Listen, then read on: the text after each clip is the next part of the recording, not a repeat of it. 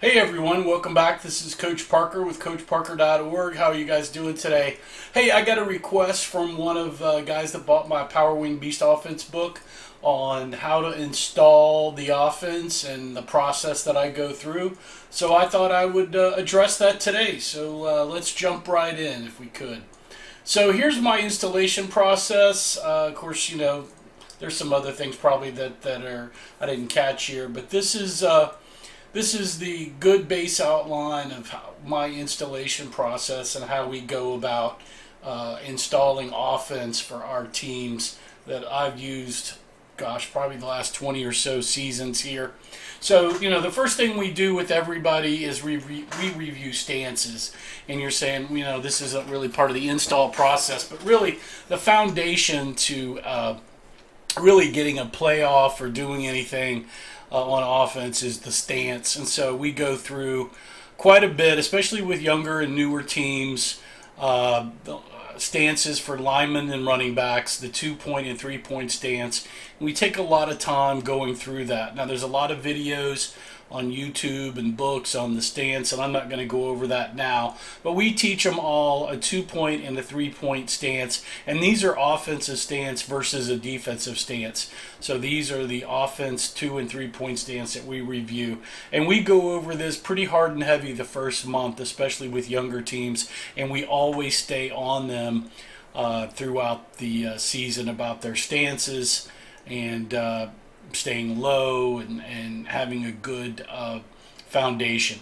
The next thing we do is we go through whole numbers and back numbers, and we in the past I've used T-shirts with whole numbers written on the sleeves and position numbers written in the middle of them, and we lay those down.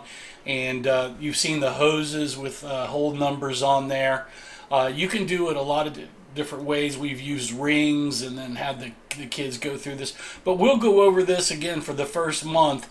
We'll go through this whole number and back numbers and how we like to, name our naming or our offensive language and what we're doing. And that's a big thing. The offensive playbook, if you think about it, and your terminology is really a new language. And you want to teach your players this new offensive language that's really for your teams. But a lot of times these whole numbers and back numbers, I'm using the same whole number and back numbers that I've used since I was 7 years old when I started playing, with a few minor adjustments for a couple of folks on the 0 and 1, 2, and 7 and 9 holes or 8 holes. But you want to teach that base information there.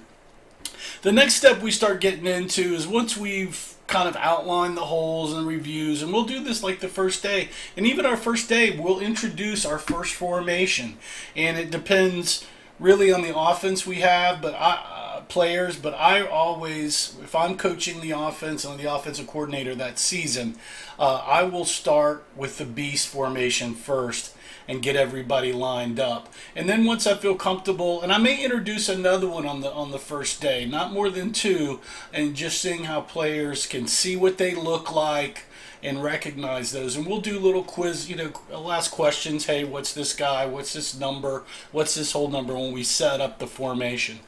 And usually it's the beast, and then probably the pie formation, which is next, which is our variation of the power I, or the spy, which is my I formation, wing back formation.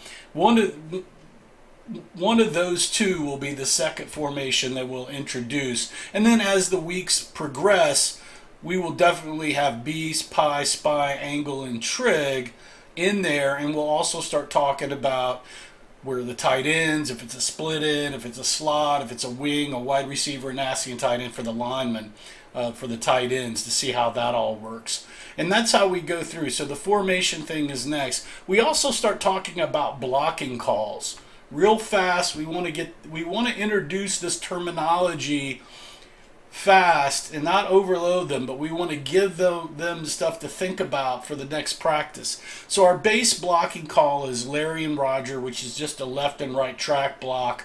A jaw block is a simplified God block where everybody tracks to the inside. And then we've got our gap on down, our gap on outside for pass, wedge. And we also talk about big overloaded and an even line. and we tell everybody, not just the linemen, we want everybody on the team to know these blocking calls, because anybody in a time can become a blocker.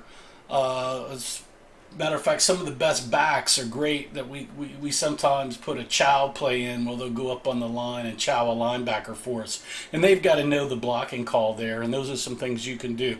So the next thing we go through is, once everybody's kind of introduced with the formations and blocking, we'll break up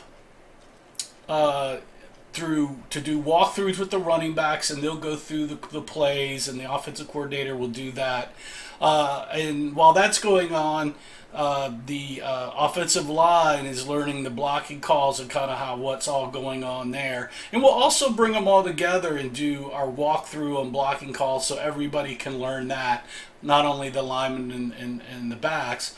But then once we get through that, we'll do team walkthroughs with the whole team, and it's basically one or two formations when we're going through this. We don't really want to introduce three formations into this yet. We want to get the first formation down, the second one they kind of shift, and we'll do formation shift for the running backs, and we'll also teach them to huddle up. Everybody takes that for granted about huddling up and breaking and doing that. The other things that we want to do with the linemen when we're getting them lined up is our gap splits and how they align up evenly.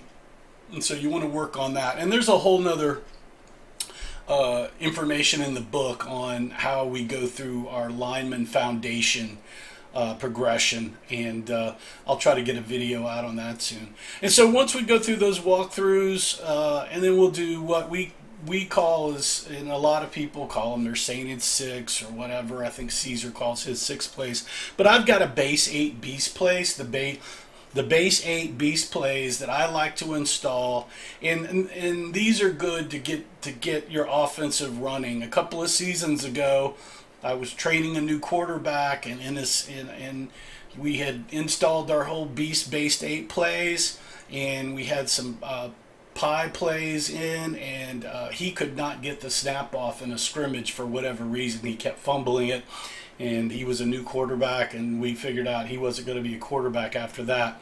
But because we had installed our base 8 beast plays, we tore the team up in the scrimmage, and so because we had another back, our Wildcat back, who's our best kind of fullbacky halfback guy that can run in traffic. He was running the beast, and that's usually what I do too. My quarterback usually does not run the beast per se. He will get used to running it, but I'll usually find my fullback or a halfback to run the beast plays. And so that's the install process there. That is a lot.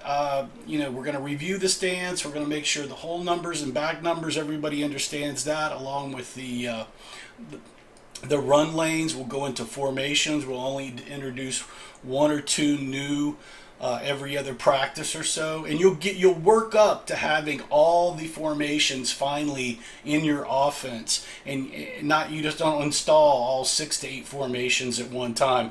You introduce 2, you get those down. You'll introduce one more for maybe after your first game to add a new wrinkle in there, and you kind of progress that way. We go through our blocking calls, walkthroughs, team walkthroughs, and then we start hitting our base 8 beast plays, and that's where we want to start install of those in those team walkthroughs. So let's go to the next slide here. So here's the whole numbers, the install process here. Like I said, we'll have rings where you see right guard or TAY. I may have t-shirts lined up and on the sleeves of the t-shirt. So like on right guard, this would be a t-shirt. His sleeve would have 2 and 4 on it, so I can lay those t-shirts down. Everybody can see the position names and then the whole numbers. And so we teach this quite heavily the first month. Now I have a little bit different naming convention than some on the 8 and aught. I call this aught or at out here. This is a really wide play. Stretch is an 8, and some of the plays you'll see I have 8 on there. I don't have not, but this is the naming convention that I try to use when I'm coaching, so they know if I say ought sweep, they know it's you're getting out to the ladder and you're going really wide. The same thing out here is 7 sweep versus a 9 sweep. A 9, you're really getting way outside. And then I name the quarterback 1, fullback because he's the biggest guy, the biggest number, and the backfield's a 4. Tailback is number 2 because he thinks he's almost as good as the quarterback.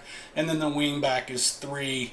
And I like to run left a lot, so the 3 back is on the odd hole over there, so that's kind of what that is. So we really go over hard and heavy on the hole numbers and lanes, sweep, strep, dive, blast, gut, and wedge is actually 0, which I didn't get in there. So that's a core terminology. We want everybody to be familiar with the position names, the hole numbers, the back numbers, and the lanes that we run to.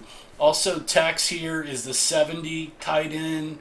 The Y tight end here is also an 80 tight end, and we want to make sure that they understand that. And then you've got, you can go over what's a slot, what's like this wing back, is that a wing back? You can start talking about all those different kind of things. And you can tell them this is the I formation here. So we make sure we go through that.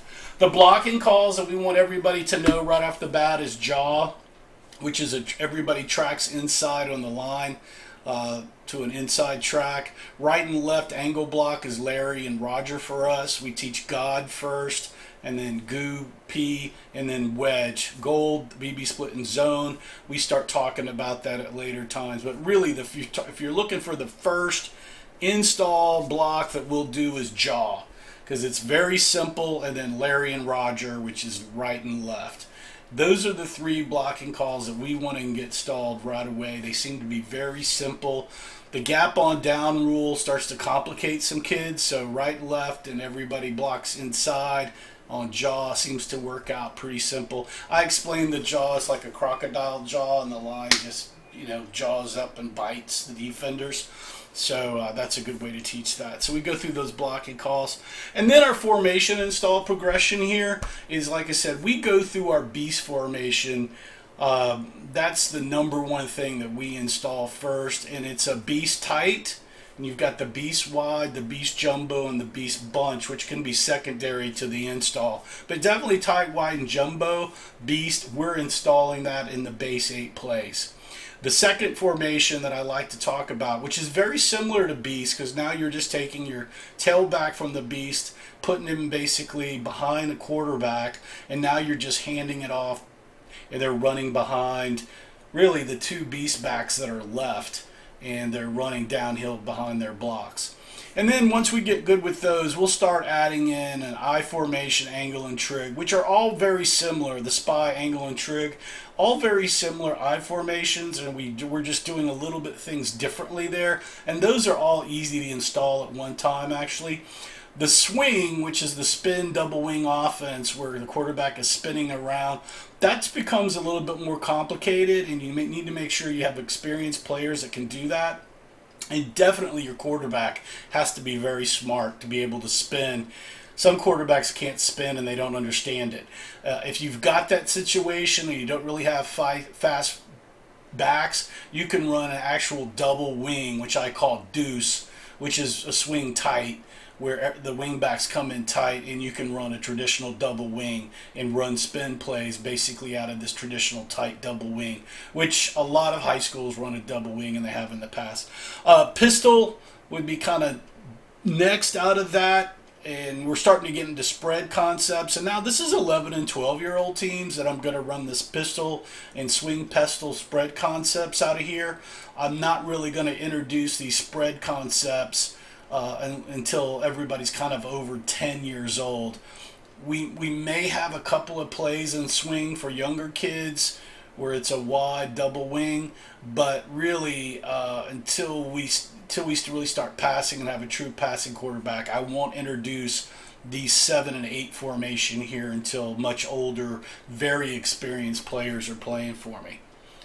And so, like I said, the beast formation is really the first formation variations that I'll teach. It's very easy for everybody to learn. It's a Yale single wing. from like the 1920s and 30s, and you can see it right here. And then you can see the beast wide. They just basically get a little wider here. The beast jumbo formation, they just kind of spread out there a little bit.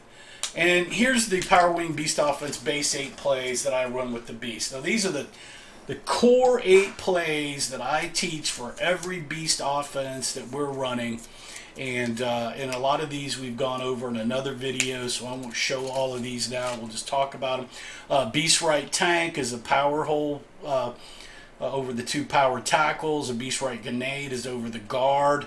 A Beast Right Even Wedge it's a wedge right down the middle. It looks like it's going to be a Beast Right Tank or Grenade, and we run the wedge right up the middle. Defensive usually shifted over. We'll run a backdoor tight end pass, the same thing. Defenses will shift over. They'll leave that backdoor tight end 70 pop pass wide open for you. We'll go into what the number 5 is, a beast wide right. So the 3 backs widen out a little bit, and we run a gut counter right back up over the 0 hole or the 2 hole there.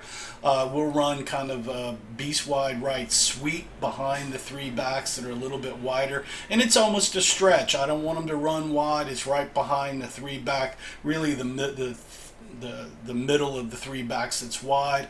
And then the beast jumbo is where people spread, where actually we spread out, and this becomes a sweep option pass. And so it's a big sweep.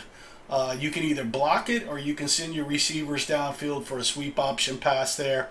And then the next one is a beast jumbo right stretch, where he's going to hit inside right at the tight end. And this is definitely a shortened stretch sweep here. And so you've got that. And so those are the base 8 plays right there. And they're very easy to install, and we get through that pretty quickly there. And then we, once we've got our beast and kind of our base 8 plays, definitely Beast Right Tank and the wedge, the grenade, and the backdoor 70 pop pass, you can start introducing this pie formation. And you see, basically, you've got kind of a beast thing going on now, but the tailback just come back in the quarterback, and now you've got a handoff situation here. And basically, these 2 backs just line up over the hole. And then this tailback knows to go downhill. You can still jaw block and go. It's very simple. It's a run downhill kind of thing.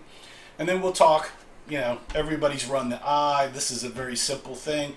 It's still very simple. Wingback can be out here. He's kind of hidden there. So the I formation is very easy to install, and we install that also just because everybody seems to run a little bit of I, and I think it's good that everybody learns.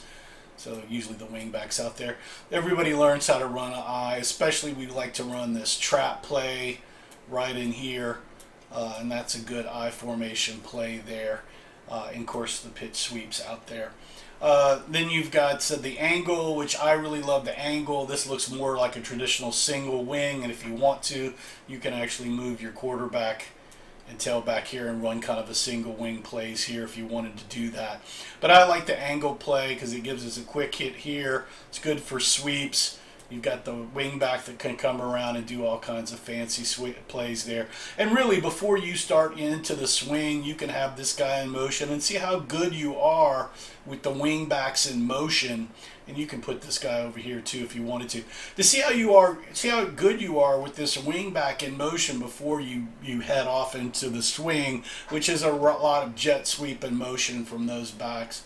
And then you've got the trig, which is really just a quick hitting counter kind of formation here.